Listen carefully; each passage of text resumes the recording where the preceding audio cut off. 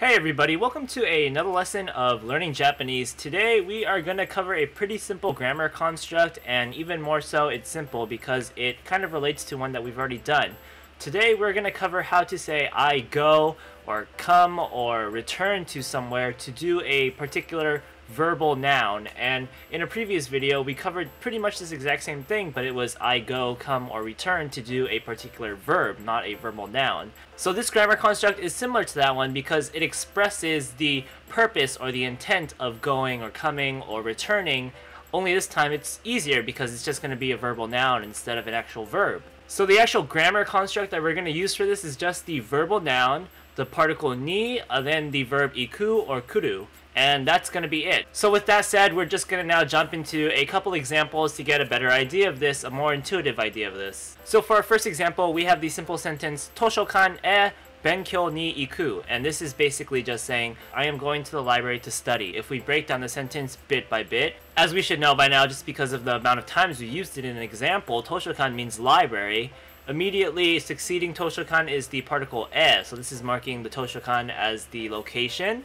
We have benkyou. Like I've said in a previous video, benkyou is a verbal noun, so if we were to say benkyou suru, that means to study. But here we're just using benkyou itself, so it's still maintaining its status as a noun right now, and this is perfect because our grammar construct calls for the use of a verbal noun, but not actual verbs. So here benkyou is just going to be study, and then immediately succeeding benkyou is the ni particle as per the grammar construct demands. So we have benkyou ni, and then to end the whole sentence we have iku, which means to go. So if we put all those together, we can see here that the Toshokan, the library, is the place we're going to.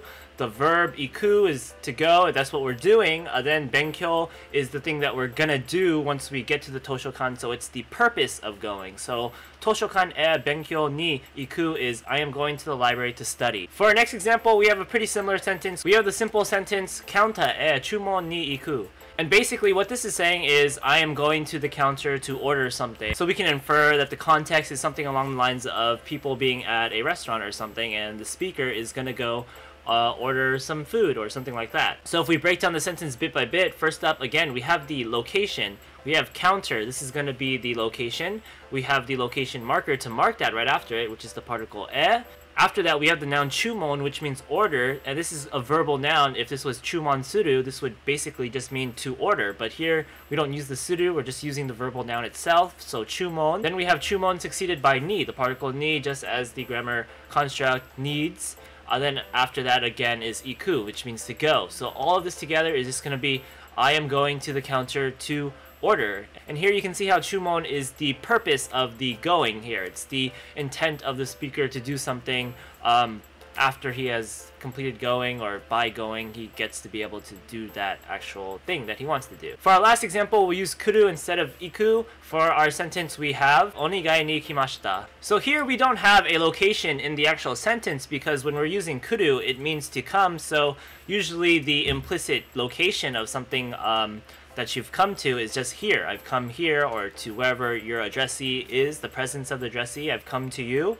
And so we don't have a location here, which means the first part of the sentence is the actual verbal noun that is going to be the purpose of the going or the coming, and this is onegai. And onegai can mean a decent amount of things, but in this context we're just going to interpret it as request. Here as the verbal noun, just the verbal noun, not the actual verb part of the verbal noun. This just means request. So after onegai we have the particle ni, which is exactly what we should assume should be after it if we're using this grammar construct. And then after that we have the verb kuru in its past polite form, which is kimashita. So if we put both of those together, it's just going to be I have come to make a request. Nothing too tricky about that. It's a pretty short sentence and it fits the formula of the grammar construct. So yeah, and that is how we do that. We have verbal nouns, we use those to express the intent of our going or coming somewhere, and it's very similar to the other grammar construct, like I said earlier, that expresses the intent but actually uses verbs instead of just the verbal noun. But this is just a little nuance of that grammar structure, so it's good to know.